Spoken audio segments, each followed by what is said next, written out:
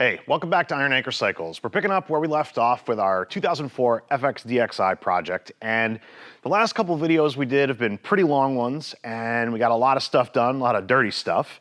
But we are kind of nearing the end on some of the new things. We've obviously, if you look back here, still got a motor we need to put back together and quite a bit of work to do over here to get that finished up. But today we're gonna have a nice little easy day of doing some things that we've been holding off on, some little parts that need to go on. So this should be a nice, quick, sort of easy couple of bolt-on things for us to do.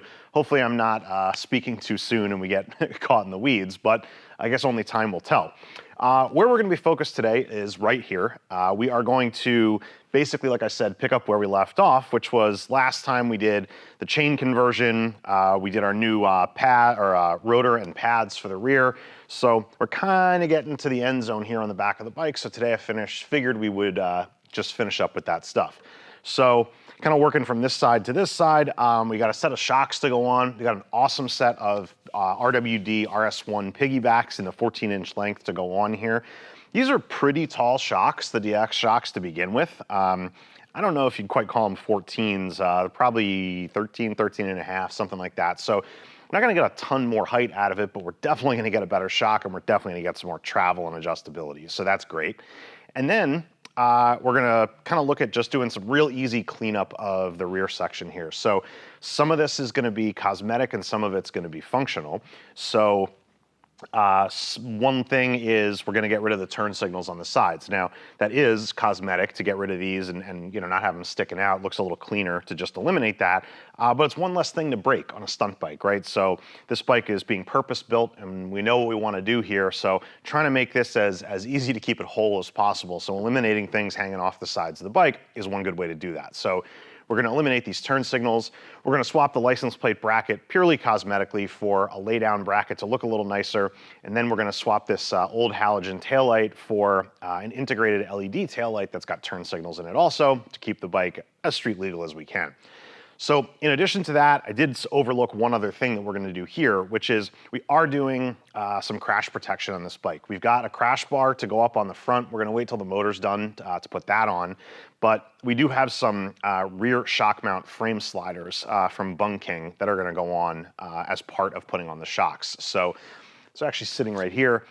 So basically what these do, it's pretty cool, is they will replace the hardware that you would use for your upper shock bolts and gives you a slider. So these will go on as we do the shocks. Now, we've got a couple other little details we need to sort of consider here as we do this, but I'm basically just gonna jump right in. Really, this is all pretty simple stuff. Just a little bit of, you know, whenever you're working with parts that you're going to put together that weren't necessarily designed together, you just have to be a little bit careful about just making sure you understand what you're doing. So I say that in the context of the shocks and the frame sliders. They each have spacers, they each have their own set of instructions. You just have to figure out how they work best together. So not a huge deal, you just have to be a little bit careful. So we're gonna start there by getting these shocks taken off. We're gonna get the rear end of the bike jacked up. There's plenty of room under here to work to deal with this plate frame to get to those nuts and to get under here to this bolt, but we'll start by taking the shocks off just to give us as much room as possible. We'll do this stuff, then we'll come back and put the shocks and frame sliders on. And then we've got one other detail, which is we've got a load stabilizer from Custom Dynamics that's gonna go in here, which is going to fix the fast turn signal blinking you get from on these early non-BCM bikes when you take out the halogen taillights, or I'm sorry, the halogen turn signals. So we'll throw that in as well. Now, all the stuff we're doing today, these are parts that we use a lot, so that's why we're using them on this bike. If you're interested in any of them, check out the description below the video and you'll be able to get links to any of them to learn more, or if you're interested in buying them, any of them for your bike. That said, also, a little PSA for us, if you haven't liked and subscribed to the channel, please do. It's a big help for us, so take an opportunity to hit that button right now and we'll get started with doing some disassembly. All right, so we're ready to go. The first thing I'm gonna do is adjust our jack so that we've got the rear wheel sitting on the ground, or I guess on the table in our case, but no pressure on the shocks. So right now it's obviously jacked up a little bit. I'm just gonna spin this wheel as I jack the bike down and I'll be able to feel when we hit that point. All right, so there we go, it's not turning anymore. I just wanna make it so we've got all the weight taken off the bike. So should be pretty good right there. So now at this point, we're just gonna unbolt the shocks. Different bikes, different size fasteners and wrenches and stuff like that. But for this one, pretty easy. Just a 3/4 inch wrench and then a socket on the one side.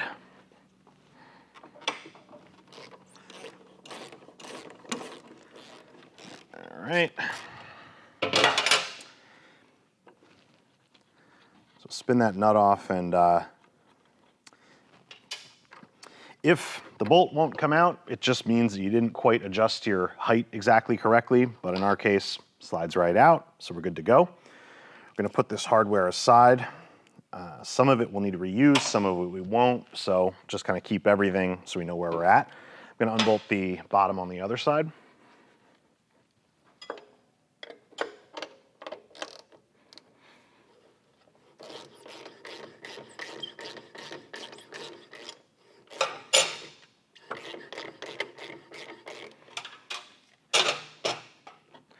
All right, so this one's a little bit tighter. So what I'm gonna do is down a little bit and slides right out.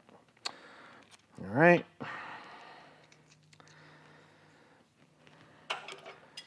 So now I'm gonna come over and I'm gonna do the top.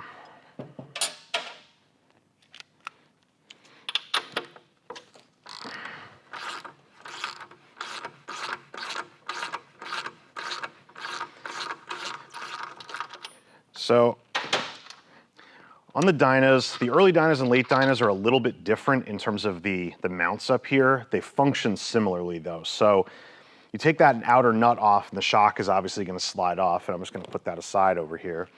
And what you're left with is a stud, and on the early ones you got this kind of cover here, and then you got there's a hex on this side and a nut on the inside to take this off. They're different sizes on the later Dynas versus the earlier ones, but they function similarly.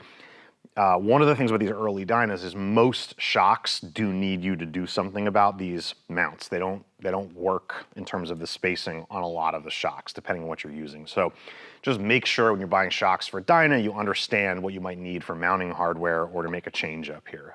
Little PSA there. So I'm gonna leave these on for the moment, because really all we were trying to do is get the shocks off. We're gonna do this stuff, and we'll come back and we'll take this hardware apart when we go to put the new shocks on. So I'm gonna put that little spacer aside with the hardware, and we can leave that here. And I'm gonna come over to the other side and do the same thing.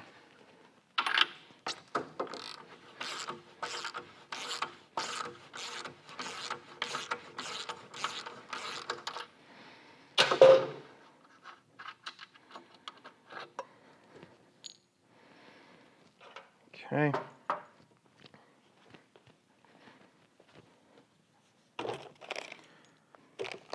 All right.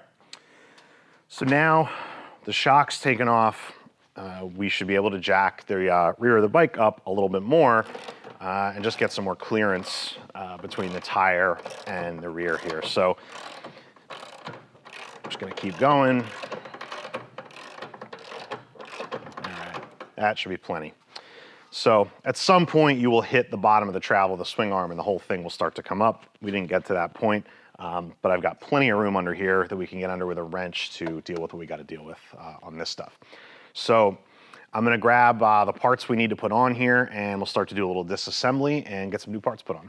First thing we're gonna do for the disassembly here is just reach underneath. You've got 3 Phillips head kind of pan screws up here that go to nuts underneath.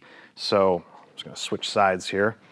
And basically what we're gonna do is just loosen those nuts up from the underside.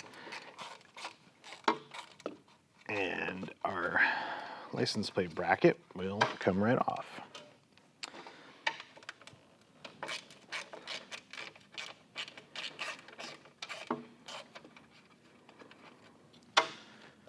Okay, one more.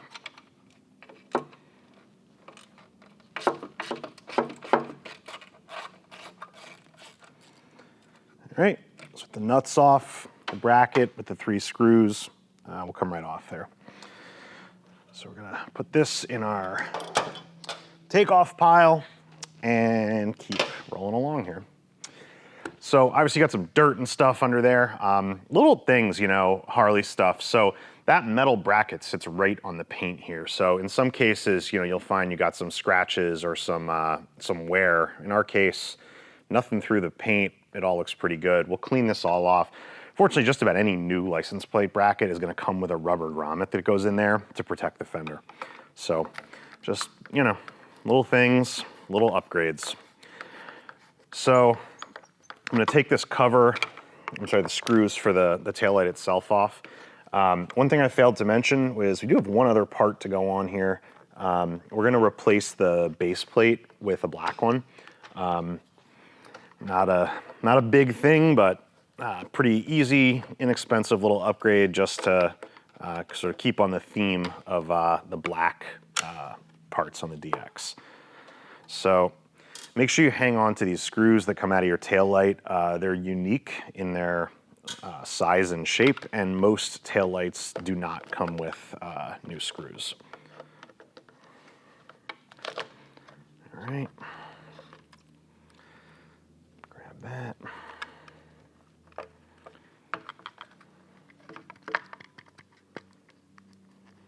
All right, little screw doesn't want to come out. There we go. Okay, so the taillight kind of hanging here, you can just reach under and disconnect the plug that goes to the taillight, and then you're left with your little circuit board here. Now, if you've seen some of the other videos and some of the other bikes we've done where we've had to run additional wires back to the taillight to do an integrated turn signal, the Dynas make this about as easy as it could possibly be to do this, because all the wires for the rear harness run into this little circuit board, and then they go out to the turn signals and the taillight from here. So you're actually simplifying the wiring by doing what we're about to do, because you've got a left side turn signal feed, left side turn signal feed here and a right side turn signal feed here. You're gonna take these out. These wires are gonna come out of the fender. We're gonna pull all these taillights off. And then for the integrated taillight, you're just gonna plug in here and all the wiring will stay in here. So you're eliminating wiring harnesses under the fender, which is nice, just cleans things up a little bit. So what I'm gonna do here is I'm gonna disconnect these harnesses, one turn signal, and the other. And what that piece was that just fell down was that's a retainer that's held in by one of these screws for the wires for the turn signals to keep them up out of the way of the tire. We won't be reusing this, obviously, because we don't have any wires running under there that are being held by that. The tail light harness doesn't need it because it has an integrated kind of holder up under the fender that it runs through a little conduit. So from here, the next step is going to be to take off the tail light base plate. So I'm going to unplug the harness, push that through, and now you're left with one Phillips head screw here with a nut on the back of it. So this one you can actually get to with a screwdriver from the outside. Usually if you just sort of hold the back, it'll just come right off. Pull that screw out and pop that out. So you've got a captive nut here. That's what I was sort of saying, just put a finger on that. You can let it spin and it'll catch, but it's just a little nicer to not have it scratch everything up. So what we're gonna do here is the taillight base plates, for the most part, do not come with the circuit board. The circuit boards can be bought separately if you don't have one or if something happens to yours. But you can actually, these are just sort of pressed in here. So if you carefully, you know, with a little pry tool, just come in here and just take this circuit board off, just remove it, you can stick it into the new black taillight base plate and you don't have to buy another circuit board. So I'm gonna grab the new parts, I'm gonna wipe all this stuff off, and we'll just get to just putting this stuff all back together. Although I did skip one step, which is we do have to get these turn signals off. Now, the wire for this, depending on your bike and what you've got, this plug may or may not fit through the hole from behind here. So I'm gonna check and see, just grab a wrench here. If it'll fit through, then we don't have to depin it or cut it. And if it won't fit through, you can either depin these connectors, which is what we'll do, or if you don't want to do that because you're just going to get rid of these, you can just cut these wires. But I'm going to attempt to do it without doing any of that stuff, and we'll see how we do. I'm actually going to get a different wrench for this.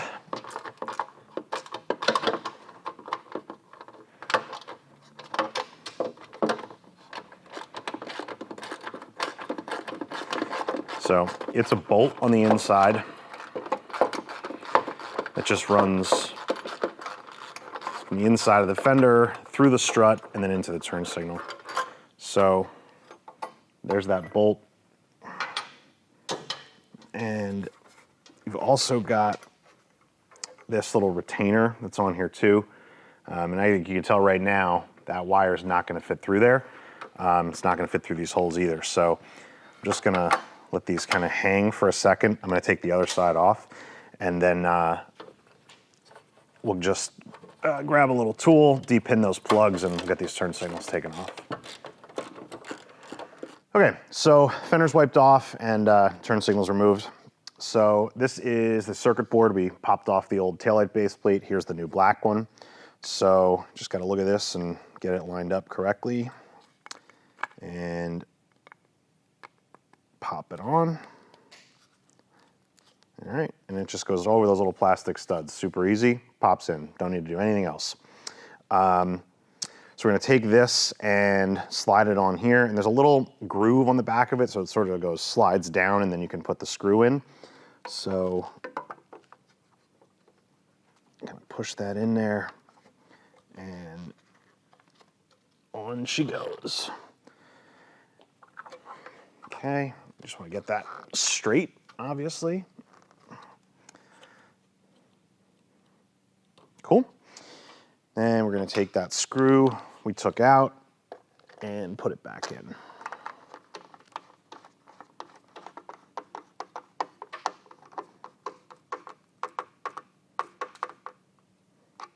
All right. Just check to make sure that's seated nicely, good to go. Take your wiring harness through and plug that back in. Easy peasy. Now, this is the taillight we're using. This is a simple, inexpensive, little integrated one.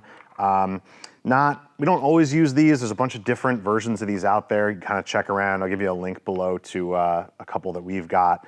But this one doesn't have any instructions or label in terms of which wire does right and which one does left on the turn signal. You can make an educated guess by where the wires go in on this circuit board. This is not a great taillight. You can see back here, this one's not sealed. It's really, this is kind of a China special, I'd call it. I'm not sure where we got this one from, but we had it here, so we're gonna use it on this bike. I'd recommend something a little nicer in most cases. But anyway, I'm gonna guess which ones I think are the right wires, and then we'll test it and see which we got. So I'm gonna plug what I think is the right turn signal in on this side.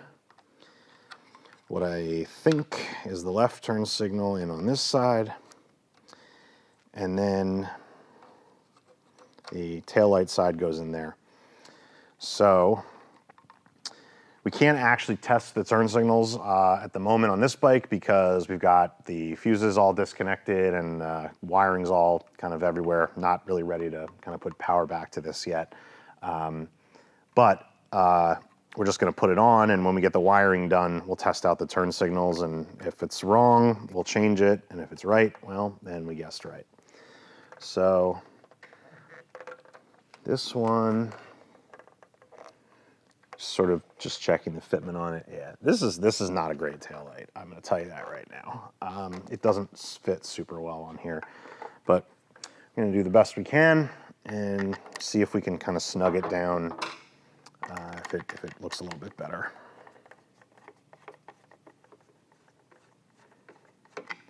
Okay, got one side.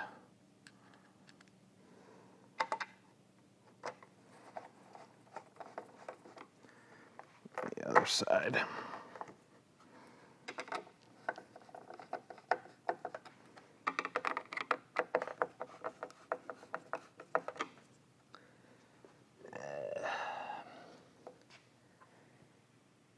Yeah, not great.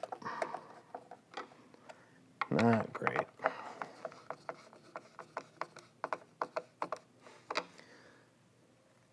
So it fits decently, but not ideal. But in any event, it's on and it's gonna work for now. So I'm gonna let this ride. I may have neglected to hit record when I just threw this on real quick, but hopefully this isn't too big a deal for anybody. You got 3 screws here on the top, nuts, washers on the bottom, and it goes on. I did make a call out again. I'm not sure if this part recorded or not, so hopefully I'm not repeating myself, but this is from Kuryakin. The license plate frame itself is great. It's solid and has a nice angle to it. The hardware that comes with it for these 3 bolts are junk. They will get galled up and they will snap when you try to put them on. Just throw them away, don't even bother using them. You're gonna use, just get yourself some 1/4-20 bolts and you can put them through. We use 3/4 inch long ones, seems to be just about the perfect length. The hardware that comes to mount the frame and the plate onto the bracket is fine, so feel free to use that. You don't have to try and replace it. So that's that on our taillight and license plate. So over here, we're gonna cover these up. We use these little block off plates from Cycle Visions, link below. And they come in black, they come in chrome. They do come with these sort of black hardware. I don't know if they're anodized or that's sort of that typical black hardware you get at the hardware store. I don't love it. So what we do is we just use a stainless screw. I find those black bolts tend to rust. So we're just gonna use a stainless one. Let me find, I think I opened one of these up already. Yep, here it is. So this is what the little tab looks like. Real simple, just a little powder coated thing. Stick your bolt in there and run it through.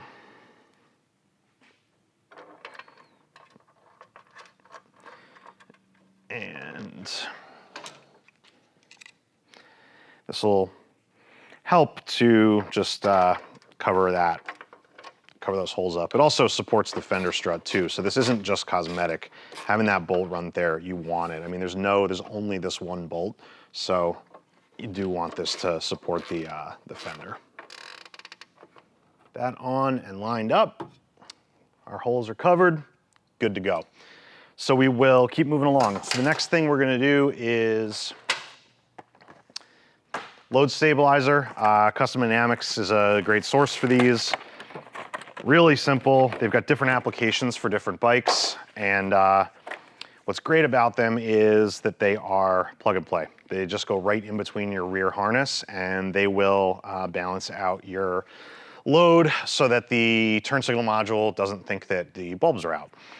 You can also get these that have other integrations in them. They've got a triple play one, they've got a flasher one, a whole bunch of different stuff. So a bunch of different options there. The only thing you gotta look at before you put them on is there's a high and low switch on them. And there's a little diagram and the instructions that tell you which way is high and which way is low because it's not marked on the device. So when you have the switch away from the wires, up position is the normal load and then high load would be the down position. So you want to start it in the normal load position, and if it doesn't work, if it's not enough, it's not taking enough juice, so to speak, you'll move it to the high position and it'll work. So this is just going to get plugged in here.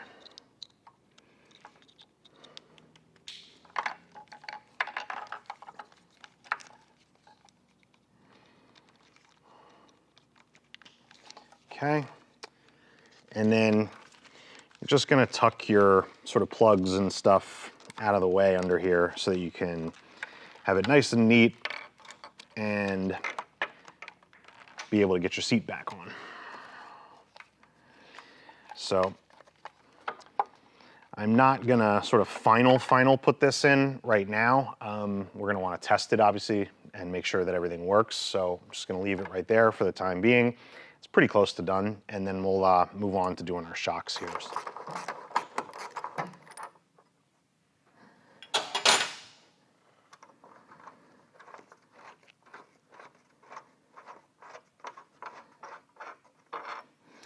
All right, so that pulled out, put that again in our takeoff box, and we'll start to get our new stuff put on here. Just fold that out of the way a little bit. So here is one of the sliders as it comes out of the box. This bolt, you look, you're like, oh, there's no room with the bolt. It pulls through like that. So You got a couple of spacers here, and the way this makes sense to me is you've got the nut and the washer are gonna go on the inside of the frame rail. So then you'll have your frame here. This bigger spacer is gonna go inside of the shock, and then whatever hardware comes with the shock will go in here. And this outer spacer is gonna go between the shock hardware spacers and the frame slider. So in order to do that, just kind of got to get the order down.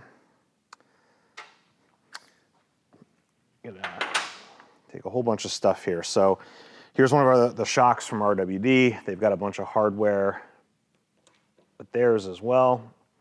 Take a look at those spacers. So the way the RWD shocks work is every shock's a little different in the way that they sort of mount and pivot. So the RWD gives you, for top and bottom, you've got a large conical spacer, a small tapered spacer, and then an O-ring. So you've got on the inside of the shock is going to be this large tapered spacer, and the O-ring go on the inside, and on the outside is the smaller one, which looks like that. So this, obviously, if you weren't using the frame sliders, you would just sort of bolt this all through, but we're gonna add the frame slider into that mix. So this is obviously the outside, so we're gonna take that smaller spacer and slide that on there. Then our shock will go next, followed by the O-ring.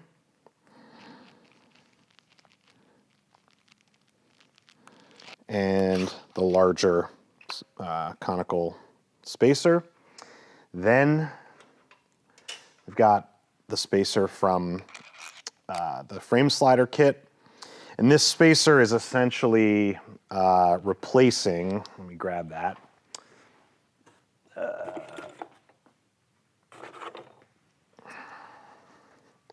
So that spacer is making up the distance that this nut was taking up. So they are the same width, if that makes sense. I don't know, I'm sorry, I'm blocking it with my hand. So this portion of the bolt that was sticking out of the frame on the outside, that spacer is taking its place. So this is all in an effort to keep the geometry the same as it was. All right, so then we're gonna take this whole thing all lined up correctly, and we're gonna then pass the bolt through the frame. Okay.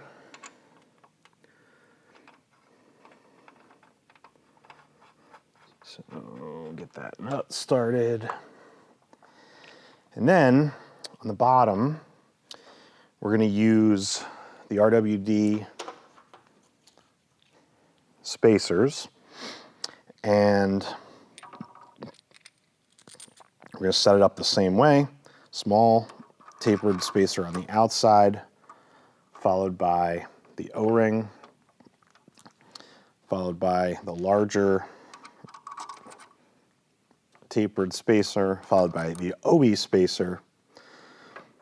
I'm going to pass all that through. I'm going to put a drop of Loctite on that bolt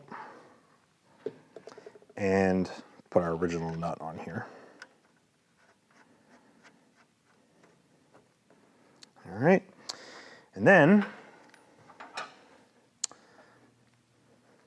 we can tighten both of these up.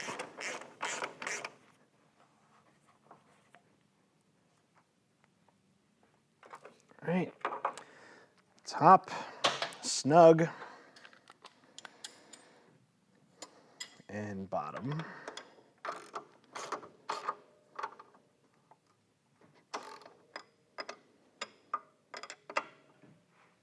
All right, so those both snug down. You want to make sure that the shock still has the ability to pivot, which it does. So we are golden on this side. So I'm gonna install the other side, and then we'll grab the torque wrench and give these a final torque, and we'll be good to go.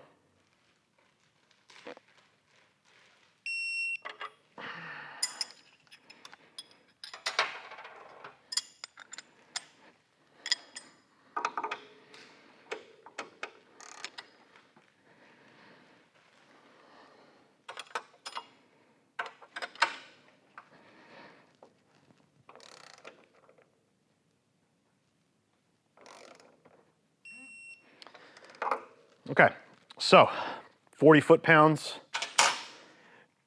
which is a little less than the spec on the newer bikes, but we're gonna stick with it. And just make sure you still have that free pivoting motion, which we do.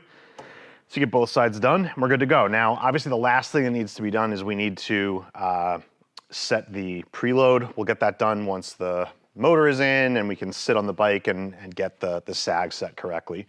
But shocks are on and we're good to go. So that is basically it for today. Obviously, you know, we're doing the rear crash protection. We've got front crash protection going as well. We're gonna wait till the motor's done. I think I mentioned that already. But I'm looking at my table over here and I think that's all the parts that we've got for today. So I'm gonna leave it there and we'll pick back up next time, hopefully with getting the motor done and getting this bike finished. So until then, we'll see you next time.